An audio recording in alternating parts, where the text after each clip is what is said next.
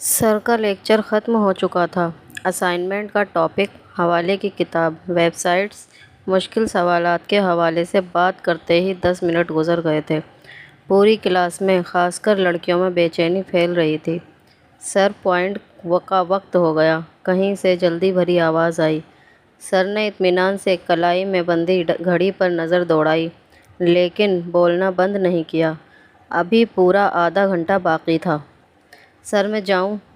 Photo state shop بند ہونے ہی والی ہے، کسی نے کھڑے ہو کر پوچھا۔ جس نے جانا ہے چلا جائے، سر نے اعلان کیا اور دوبارہ بات چیت کا سلسلہ جوڑا۔ ان کا مخاطب کلاس کا سب سے لائق اسٹوڈنٹ تھا۔ اسے چھٹی سے زیادہ اسائنمنٹ میں دلچسپی تھی، سو دھیرے دھیرے پیچھے کلاس خالی ہوتی گئی اور کچھ ہی لوگ رہ گئے۔ اشعر بھی کب کا اٹھ گیا ہوتا، لیکن اس کی نظروں کا مرکز ولید تھا۔ آج دیر سے کلاس میں آنے کی وجہ سے وہ ان کے پاس نہیں بیٹھا تھا، لیکن اتنی دور سے بھی وہ دوست کے امپریشن کو پڑھ سکتا تھا۔ ولید پریشان اور دماغ طور پر غیر حاضر تھا، ورنہ یہ ممکن ہی نہیں تھا کہ وہ سر سے کوئی سوال نہ کرتا۔ جیسے ہی سر باہر نکلے، باقی اسٹوڈنٹ بھی ان کے ساتھ کھڑے ہوئے۔ اشعر اپنی جگہ سے اٹھ کر ولید کے پاس آ گیا۔ جانا نہیں ہے؟ اس کے کہنے پر ولید نے چونک کر سر اٹھایا۔ تم کب آئے؟ مجھے پتہ ہی نہیں چلا۔ یہاں ہوتے تو پتہ چلتا۔ کیا سوچ رہے ہو اتنی دیر سے؟ اشعر نے ان کی غائب دماغی پر چوٹ کرتے ہوئے پوچھا تھا۔ ٹیوشن چاہیے مجھے ارجنٹ۔ سیمسٹر فیس جانے والی ہے کچھ دن میں۔ آج کل تو کرائے کے پیسے بھی پورے نہیں پڑ رہے۔ ولید نے صاف الفاظ میں پریشانی بتائی۔ اشعر اس کا بچپن کا دوست تھا، گھر کے حالات سے واقف، اس سے کچھ چھپا ہوا نہ تھا۔ اشعر نے کچھ لمحے ہونٹ بھینچ کر اسے دیکھا اور کچھ سوچا۔ ولید بہت ضرورت تحت ادھار لے لیتا تھا، لیکن زیادہ تر اپنے مسائل خود ہی حل کرتا۔ ہمدردیاں بٹورنا اسے پسند نہیں تھا۔ پھر اشعر بھی بہت امیر نہ تھا۔ تم میرے ساتھ گھر چلو، میں کچھ کرتا ہوں۔ اب جلد اٹھو، پوائنٹ نکل گیا تو پریشان ہونا۔ ولید نے اسے دیکھا، وہ بیگ لٹکاتا بھاگنے کو تیار ہو رہا تھا۔ ولید کو بھی ابھی کہیں نہیں جانا تھا، سو اگلے ہی لمحے دونوں بھاگے تھے۔ انہیں پوائنٹ مل گیا تھا، بلکہ یہ کہنا مناسب ہوگا کہ پوائنٹ کے دروازے میں لٹکنے کی جگہ مل گئی تھی۔ خود تو وہ پوائنٹ سے باہر تھے۔ اشعر کے گھر ان کا مناسب ویلکم ہوا تھا۔ آنٹی نے امی کی خیریت معلوم کرتے ان دونوں کو کھانا کھلا دیا تھا۔ کھانے سے فری ہو کر اشعر ولید کو باہر گلی میں لے آیا۔ یہ نکڑ والا گھر نظر آ رہا ہے، سیاہ دروازے والا۔ اس نے چلتے ہوئے ایک گھر دکھایا۔ اتنی دوپہر میں چہل قدمی کا مقصد ولید کی سمجھ سے باہر تھا۔ اندھا نہیں ہوں، اس نے چڑھ کر کہا۔ اشعر نے اس کے لہجے سے متاثر ہوئے بغیر بات جاری رکھی۔ ایک ادھیڑ عمر کے انکل رہتے ہیں یہاں، پیسہ بہت ہے، مین مارکیٹ میں دکانیں ہیں۔ ماں کو فالج ہو گیا ہے، ابھی ایک لڑکی سے شادی کی ہے، وہ پڑھ رہی ہے۔ اس کے لیے ٹیوٹر ڈھونڈ رہے ہیں۔ مجھے کہا تھا، لیکن امی نے صاف منع کر دیا۔ اب تو کہتا ہے تو انکل سے تیری بات کروا دیتا ہوں، منہ مانگی فیس دیں گے۔ مسئلہ کوئی نہیں ہے، مزے کی ٹیوشن ہے، بس یہ ہے کہ گھر میں کوئی نہیں ہوتا، یوں ان کے ساتھ اکیلے امی کو ٹھیک نہیں لگتا، محلے میں بدنامی نہ ہو۔ اشعر نے ساری تفصیل سنائی تھی۔ آج ہی کر لے بات یار، فیس بھی ایڈوانس لوں گا۔ یہ بدنامی وغیرہ سب بھرے پیٹ کی باتیں ہیں، ابھی مجھے بس نوٹ نظر آ رہے ہیں۔ میں کون سا تیرے محلے میں رہتا ہوں جو کوئی باتیں بنائے گا؟ ولید نے بغیر رکے کہا تھا۔ چل پھر یہ کام کنارے لگاتے ہیں، لیکن ابھی کسی کے سامنے ذکر کرنے کی ضرورت نہیں، اشعر نے کہا تو ولید نے سر ہلا دیا۔ یہاں کون اس کی جاسوسی پر بیٹھا تھا؟ کس کی بدنامی یا نیک نامی کا مسئلہ ہوتا، بس اشعر کی امی کو پتہ نہ چلتا، باقی سب خیر تھی۔ اف! نرمین نے گردن ہاتھوں سے دباتے سر پیچھے کو کیا۔ سارا دن یونیورسٹی کی پریشانی، گھر آ کر بچوں کو پڑھانا، پھر اپنا پڑھنا، ٹھیک ٹھاک تھکاوٹ ہو جاتی تھی۔ آپ کو پتہ ہے آج پھر اس نے مجھے موٹا گینڈا کہا۔ اپنی کاپی سے سر اٹھاتے ہادی کو یاد آیا۔ وہ ان کے مالک مکان نوید ماموں کا بیٹا تھا، رشتہ داری کا لحاظ بھی تھا، اور وہ بھی بچپن سے ان دونوں ماں بیٹی سے بہت اٹیچ تھا۔ جب ہی ٹیوشن والے بچوں کے جانے کے بعد بھی اب تک یہاں بیٹھا تھا۔ نرمین کو اپنی کتابیں سمیٹتے دیکھا تو خود بھی لکھنا چھوڑ کر بولنے کے موڈ میں آ گیا۔ وہ 7ویں کلاس میں تھا۔ اسے ہر وقت ایک سننے والا درکار ہوتا۔ گھر میں سب سے چھوٹا ہونے کی وجہ لاڈ پیار مار نصیحت سب کچھ زیادہ ملتا، لیکن کوئی دوستی نہیں کرتا، اس لیے وہ زیادہ تر اوپر پایا جاتا۔ کسی کے بولنے سے کیا فرق پڑتا ہے؟ انسان کا باہری نہیں اندرونی حصہ اچھا ہونا چاہیے۔ موٹا پتلا ہونا مسئلہ نہیں، اگر آپ نیک باادب تمیزدار نہیں ہو تو یہ مسئلہ ہے۔ باقی اچھی صحت کے لیے بھاگ دوڑ والے کھیل کھیلو، لیکن کسی کے کہنے کی پرواہ مت کیا کرو۔ نرمین نے اچھے سے سمجھایا تھا۔ وہ 12-13 سال کا گول مٹول سا لڑکا تھا۔ بڑے ہوئے وزن کی وجہ سے اکثر ہی کلاس میں مذاق کا نشانہ بنتا۔ نہیں آپی، جب تک کسی کو جواب نہ دو مسئلہ حل نہیں ہوتا۔ ہادی نے نہیں میں سر ہلاتے اس کی سوچ کو رد کیا۔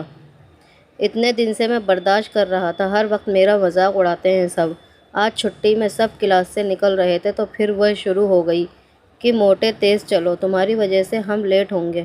میں بھی جم کر دروازے پر کھڑا ہو گیا کہ ٹھیک ہے، میں ایسا ہوں تو ایسا ہی صحیح۔ اب اس کی گاڑی کا وقت نکل رہا تھا، سب کلاس سے چلے گئے تھے، وہ پریشان اندر کھڑی تھی۔ باہر کیسے نکلتی؟ دروازے میں تو میں تھا، ہٹا کر دکھاتی مجھے۔ ہادی نے فخر سے سارا قصہ کہہ سنایا۔ نرمین بھی ایک دم سے ہنسی تھی۔ آج کل کے بچوں کو بدلے لینے کے 1000 طریقے آتے تھے۔ کچن سے تمام باتیں سنتی امی فوراً باہر نکلی۔ ماضی کا ایک تکلیف دہ منظر ذہن کے پردے پر دکھائی دیا تھا۔ کتنی بری بات ہے بیٹا، آپ نے اس لڑکی کو یوں پریشان کیا؟ اب آپ اتنے چھوٹے نہیں ہو، اس نے آپ کو منہ سے موٹا کہا، آپ بھی زبان چلا لو، چھوٹی لمبی کچھ بھی کہہ لو، یوں راستہ روک کر اکیلے پریشان کرنا بہت نامناسب کام ہے۔ اچھے لڑکے لڑکیوں کی عزت کرتے، اسی سے پتہ چلتا ہے کہ ان کی پرورش ان اچھے گھرانے میں ہوئی ہے۔ ہادی اس اچانک نصیحت کے لیے تیار نہیں تھا، پھر بھی اس نے دھیان سے بات سنی اور شرمندگی اس کے چہرے پر ابھر آئی۔ سوری آنٹی، آئندہ ایسا نہیں ہوگا۔ اس نے فوراً سوری کی۔ امی مسکرا دی۔ اس کی یہی عادت انہیں پسند تھی کہ غلطی کا احساس دلاؤ تو فوراً مان جانا۔ اب بھی شرمندگی سے کتابیں سمیٹ کر جانے کے لیے اٹھ گیا۔ اس کے جانے کے بعد وہ نرمین کی طرف دیکھنے لگی۔ وہ تمہیں کہانیاں سناتا رہا اور تم ہنسی مذاق میں لگی ہو۔ گھر کے بڑے اور استاد کا کام بچوں کو صحیح راہ دکھانا ہوتا ہے۔ اس عمر میں انہیں نہیں بتایا جائے گا تو کل کو یہی بچے سڑکوں پر لڑکیوں کو تنگ کریں گے۔ انہوں نے سختی سے گھڑکا۔ نرمین کو ایک دم سے گھر کے باہر سڑک پر یونیورسٹی میں نظر آنے والے بہت سارے لوگ یاد آئے۔ ان کی پرورش پر بھی یوں کڑی نظر رکھی گئی ہوتی تو شاید لڑکیوں کا باہر نکلنا اتنا مشکل کام نہ ہوتا۔ اسے بھی اپنے اوپر افسوس ہوا، کتنی اہم بات وہ نظر انداز کر رہی تھی۔ کم سے کم میں آئندہ اپنے اسٹوڈنٹ کو عورتوں کی عزت کرنا سکھاؤں گی۔ لڑکیوں کا کردار مضبوط رکھنے کے ساتھ لڑکوں کو بلند کردار کا بھی بنانا سماجی مضبوطی کے لیے ضروری ہے۔ اس نے دل میں خود سے ارادہ کیا تھا، آپ ایک بار ان کے گھر سے ہو آئیں، پھر آپ کا جو فیصلہ ہو مجھے منظور ہوگا۔ عاطف اماں بھی کے ساتھ بیٹھا ان کے ہاتھ تھامے ہوا تھا۔ گھر کے سب ہی لوگ موجود تھے۔ دیکھ آئینہ اماں بھی یقیناً بہت حسین ہوگی جو عاطف فدا ہو گیا۔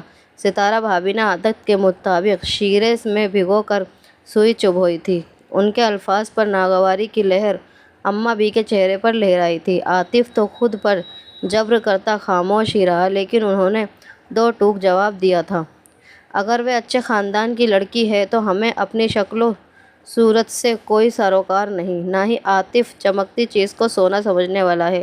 خاندان اور پرورش بہرحال طور طریقے اور عادت میں بھی اپنا اثر دکھاتے ہیں۔ ان کا تیکھا لہجہ ستارہ بھابھی کو چبھا تھا، وہ سیدھے ان پر حملہ تھا۔ بھائی صاحب کا لحاظ کر کے وہ چپ ہو گئیں۔ بڑی بھابھی اور زیادہ بدمزاجی سے بچنے کے لیے فوراً ٹاپک آگے بڑھایا۔ ماشاء اللہ پڑھی لکھی لڑکی ہے، اب لڑکی دیکھنے اور منگنی کے بجائے شادی کی بات کریں۔ اماں بھی کا بگڑا مزاج بھی بہتر ہو گیا۔ وہ بھائی صاحب کی طرف دیکھنے لگیں۔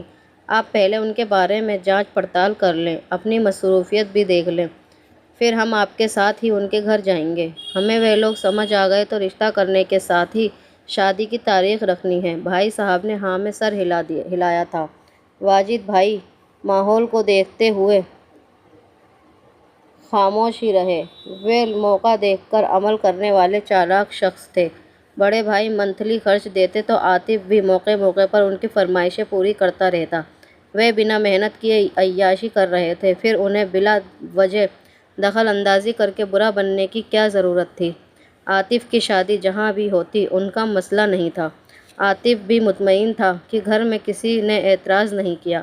بھائی اس کی خوشی میں خوش تھے۔ اماں بھی کو زہرہ پسند آ جائے گی، اس کا بھی اسے یقین تھا۔ اماں بھی کو بھی زہرہ کی امی کی طرح شادی کی جلدی ہے، جلد ہی اس کی شادی زہرہ سے ہو جائے گی۔ یہ خیال ہی اس کے دل و جان کو خوش کر گیا تھا۔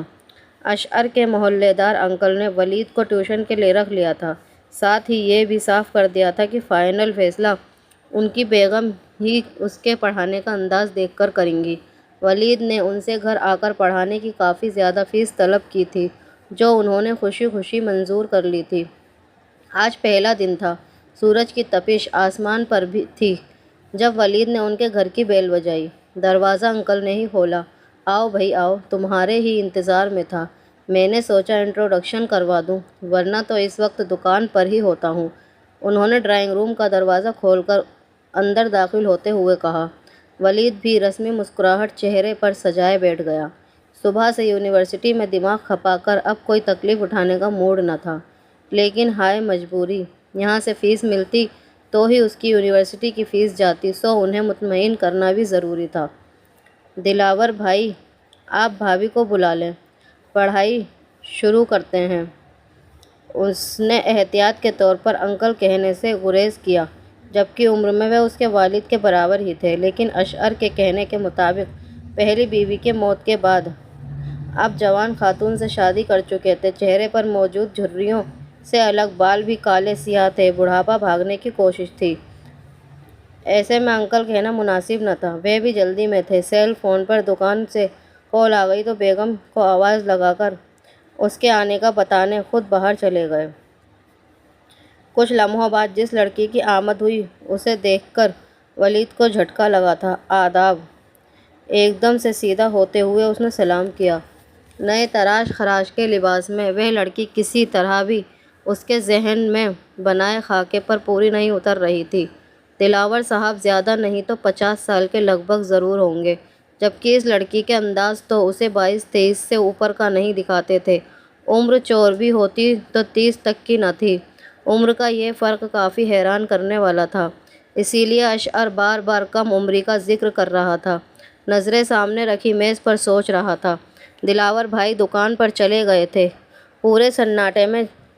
پورے گھر میں سناٹا چھایا تھا۔ فضا کتابیں سامنے رکھے اس کا انٹرویو لے رہی تھی۔ کم عمری کے باوجود اپنے بھروسے کی وجہ سے وہ اس پر حاوی ہو رہی تھی۔ اس کا نام، تعلیم، کام، ایک کے بعد ایک سوال کرتی، وہ فرصت سے اس سے باتیں کرتی، بیچ میں اپنے بارے میں بھی بتاتی جا رہی تھی۔ خوبصورتی سے رنگے ناخنوں اور نازک پازیب سے سجے پاؤں، سڈول پنڈلوں سے لپٹے ٹائٹس سے ہوتی ولید کی نظر چہرے تک گئی تھی۔ اونچا سا ڈھیلا کرتا پہنے ٹانگ پر ٹانگ چڑھائے وہ یوں بیٹھی تھی جیسے پڑھنے نہیں بلکہ ملاقات کے لیے آئی ہو۔ اس کا چہرہ اور اس کا سراپا بہت خوبصورت تھا۔ ترچھی کمان جیسے بھویں اس کے جملوں کے ساتھ کمال دکھا رہی تھیں۔ سرخ لپسٹک سے سجے ہونٹوں کو خم کرنے میں کی گئی محنت نظر آ رہی تھی۔ شاید شوہر کی گھر آنے کی وجہ سے وہ اتنا تیار ہو کر بیٹھی تھی۔ ولید سے نظریں ملنے پر وہ کھل کر مسکرائی، جبکہ ولید جھنپ گیا۔ آپ اپنی کتابیں دکھائیں، اس نے اسے مقصد کی طرف موڑنا چاہا۔ بالکل نہیں، آج پہلا دن ہے، آج تو ہم صرف باتیں کریں گے، اس نے ادا سے انکار کیا۔ انٹروڈکشن تو ہو گیا اور باتیں تو ساتھ ساتھ ہوتی رہیں گی، ولید نے کہنا چاہا، لیکن اس نے ٹوک دیا۔ بری بات، اچھے بچے ضد نہیں کرتے۔ اس کا شرارتی انداز محسوس کر کے ولید کو بھی شرارت سوجی۔ باتوں کی میں الگ سے فیس لیتا ہوں۔ وہ زور سے ہنسی۔ بے فکر رہیں، مفت کوئی کام نہیں لوں گی آپ سے، حساب صاف ہوگا ہمارا۔ یوں ہی ادھر ادھر کی باتوں میں پہلا دن گزر گیا۔ اس نے سافٹ ڈرنک اور چاکلیٹ سے اس کی خاطر بھی کی۔ سب سے اچھی بات یہ ہوئی کہ فضا بی بی نے اسے ٹیوٹر کے طور پر قبول کر لیا۔ ایڈوانس فیس کی رقم ہاتھ میں آتے ہی اس کا موڈ خوشگوار ہو گیا۔ واہ، ایسی ٹیوشن تو قسمت سے ملتی ہے۔ گھر سے نکلتے اس نے خوش ہو کر سوچا، گھر کے در و دیوار اس کی سوچ پر ہنسے تھے۔ اسے خود آنے والے وقت کا معلوم ہوتا تو کبھی یہ ٹیوشن قبول نہ کرتا۔ شاید اسی لیے کہتے ہیں کہ خوشی غموں کا درمیانی غیب ہے۔